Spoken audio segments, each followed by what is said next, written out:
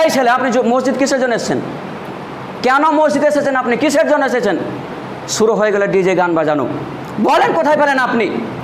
আপনি জুমা খুতবা শুনলেন রাসূল সাল্লাল্লাহু আলাইহি ওয়াসাল্লামের চরিত্র নিয়ে। কেমন ছিল রাসূল সাল্লাল্লাহু আলাইহি ওয়াসাল্লামের চরিত্র?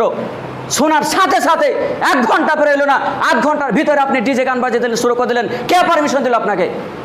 শোনান, আমি বলে রাখি, এখানে আমি যতদিন ইমামতি করব, এই গ্রামে যেন একটা সেকেন্ডের জন্য গান বাজনা না বাজে।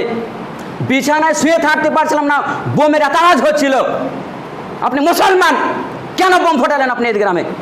জুমা খুতবা শুনতে এসেছেন আপনি, মসজিদ কোথায় গেল আপনার চরিত্র? শুয়োরের মতো হয়ে গেছে।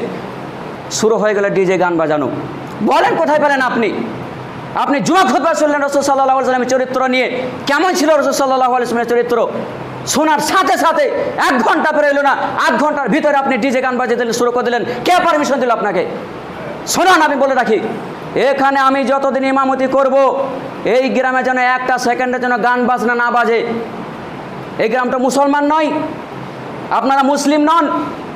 প্রথমে যখন হালকা হালকা আওয়াজটা আসছিল, ওই যে হিন্দুদের পিয়ানো বাজায়, গানের পিয়ানো, ঢোল তাবলা, ফটকা বাজি ফোটানো, বোম ফোটানো, রং তামাশা, প্রথমে আমি হিন্দু মনে করলাম যে মুশরিক।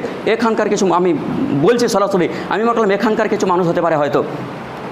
বিছানায় শুয়ে থাকতে পারছিলাম না, বোমের এত আওয়াজ হচ্ছিল। আপনি মুসলমান, কেন বোম ফোটালেন আপনি এই গ্রামে? আমি বাইরে, আমি শুয়ে থাকতে না পারে বাইরে আমি গিয়ে দেখছি যে কে বোট, আমি দেখি তো। আমি ভুল গিয়ে দেখলাম এই গ্রামের যুবক মানুষ, মুসলমানদের। জুমা খুতবা শুনতে এসেছেন আপনি, মসজিদ কোথায় গেল আপনার চরিত্র? আপনি শুনলেন রাসূল সাল্লাল্লাহু আলাইহি ওয়াসাল্লামের চরিত্র, সাথে সাথে আপনি গান বাজনা বাজালেন কেন? আবার বলে রাখছি, শুনে রাখুন, আমি যতদিন এখানে ইমামতি করব ততদিন এই গ্রামে গান বাজনা বাজাবেন না। খবর আছে তাহলে তার। তারপর এক শ্রেণীর মানুষ আছে, তারা বলে, ইমাম সাহেব এই বিষয় নিয়ে আলোচনা না করলে হতো। কেন করব না আমি? আমাকে ইমাম রেখেছেন আলোচনা করার জন্য। ইমাম সাহেব সুদ নিয়ে আলোচনা করতে পারবে না, ইমাম সাহেব নেশাদার দ্রব্য মদ নিয়ে আলোচনা করতে পারবে না, ঘুষ নিয়ে আলোচনা করতে পারবেন না, হারাম নিয়ে আলোচনা করতে পারবেন না, যারা সুদ খায় তাদের ব্যাপারে আলোচনা করবে না। কি ইমাম রেখেছেন কেন?